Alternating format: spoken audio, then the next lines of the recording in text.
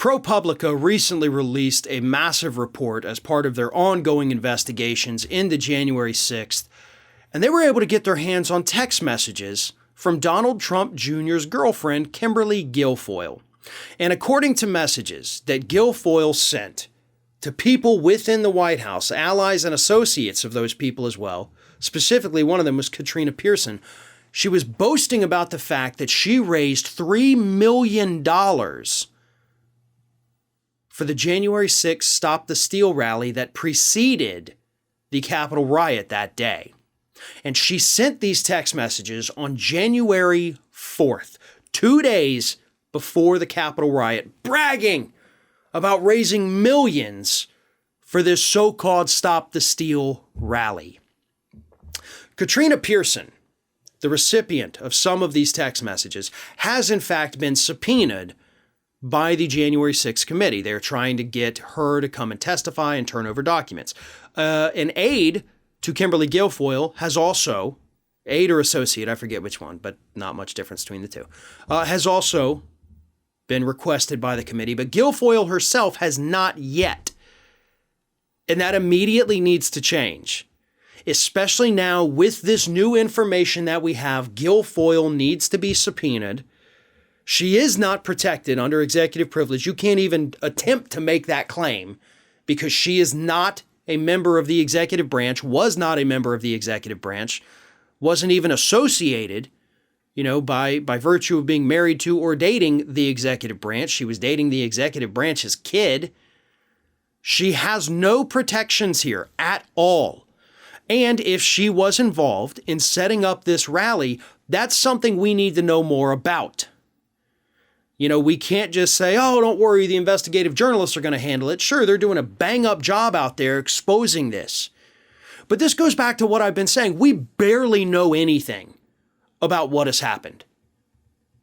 We haven't even started scratching the surface because we continue to get stories like this. We continue to get more revelations about new coup memos written by other Trump lawyers out there. There is so much unknown about the Trump family, the Trump administration's involvement in what transpired that day. And every time a news story comes out, it obviously makes the administration look more guilty. And this story here with Gilfoyle raising money for this group, that to me seems about as guilty as you can get in all of this. And furthermore, it raises the question, why the hell did this group need another $3 million?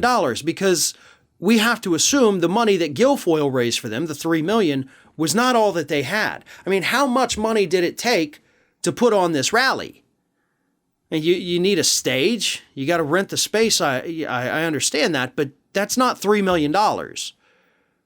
There's companies, especially in big cities like DC, that put on events all the time that do these kinds of things. They set up a stage, a sound system. They break it down within a matter of hours. They put it back up somewhere else. They're quick. They know what they're doing. And it costs money. Damn sure doesn't cost $3 million plus whatever else was raised. So that's the other question I have here. And that's a question the January 6th committee needs to look into. Where did all the money go? What was all the money spent on?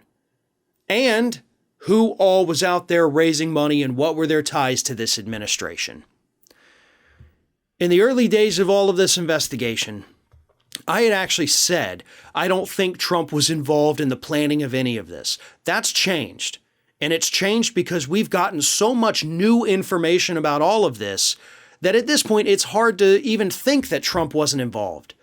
If you've got your kid's girlfriend, if you've got people in your White House, if your own chief of staff, Mark Meadows, was in communication with the people setting up this rally, there is no way in hell Donald Trump didn't know what was going on. But again, we have to continue uncovering this evidence, and the January 6th committee needs to get these answers. And by the way, they better start getting answers soon. If Republicans take over the House of Representatives in next year's midterms, the Select Committee is dead. It will be gone. It will be disbanded. Just something to think about as we get ready to head to the polls in a year.